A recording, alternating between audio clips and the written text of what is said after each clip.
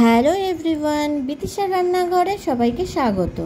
আজ আমি আপনাদের সাথে যে রেসিপিটি শেয়ার করতে চলেছি সেটি হলো জলপান কচুর ডাঁটা দিয়ে রুই মাছের ঝোল। তার জন্য প্রথমে রুই মাছটিকে ভালোভাবে কেটে নেব।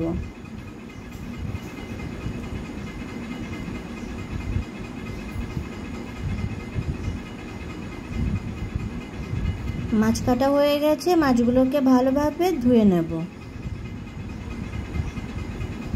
এরপর জলপান কচুর ডাঁটা নিয়ে খোসা ছাড়িয়ে ছোট ছোট টুকরো করে কেটে নিয়ে ধুয়ে রেখে দেব। মাছগুলোতে লবণ হলুদ মাখিয়ে নেব।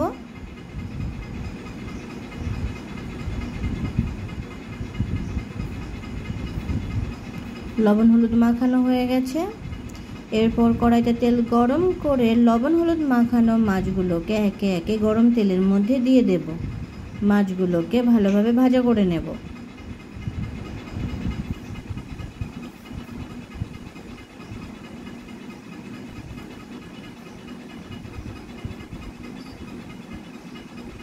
মাছগুলো ভাজা হয়ে গেছে, মাছগুলোকে তুলে নেব।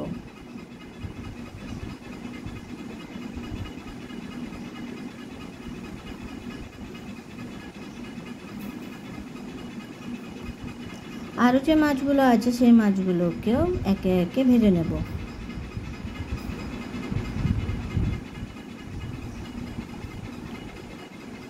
ভাজা হয়ে গেছে, তুলে নেব।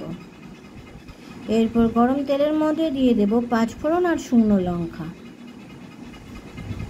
ফোড়ন ভাজার গন্ধ বেরিয়ে গেলে দিয়ে দেব কেটে রাখা আলুর টুকরোগুলোকে।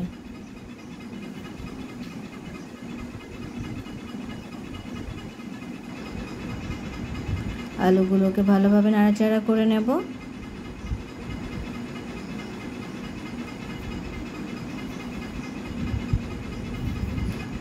আলুগুলো একটু ভাজা হয়ে আসলে দিয়ে দেব জলপান কচুর ডাঁটাগুলোকে।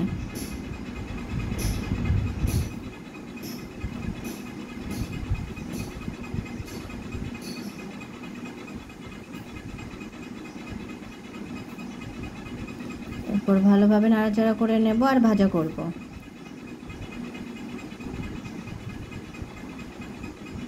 এরপর ঢাকনা দিয়ে কিছু সময় সিদ্ধ হতে রেখে দেব। ডাঁটাটা অনেকটা নরম হয়ে এসেছে। এরপর দিয়ে দেব পেঁয়াজ কুচি, দিয়ে দেব কাঁচা লঙ্কা কুচি, এরপর দিয়ে দেব আদা রসুন বাটা। মশলাগুলোকে ভালোভাবে নাড়াচাড়া করে নেব আর কষবো।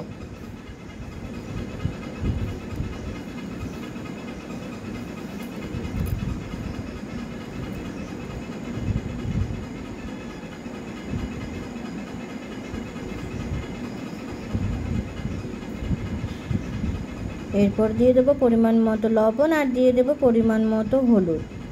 দিয়ে দেবো জিরে গুঁড়ো, গোলমরিচ গুঁড়ো, শুকনো লঙ্কার গুঁড়ো আর দিয়ে দেবো ধনে গুঁড়ো। মশলাগুলোকে ভালোভাবে আলু আর কচু ডাঁটার সাথে মিশিয়ে নেব আর কষবো।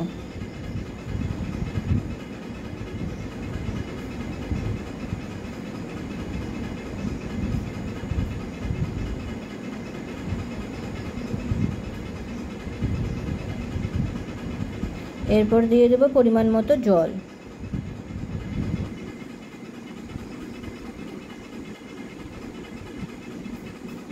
জল দেওয়ার পরে ভালোভাবে নাড়াচাড়া করে নেব আর ফুটতে রেখে দেব।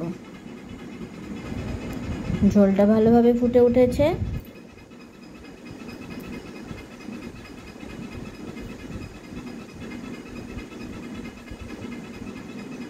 এরপর দিয়ে দেব ভেজে রাখা মাছগুলোকে।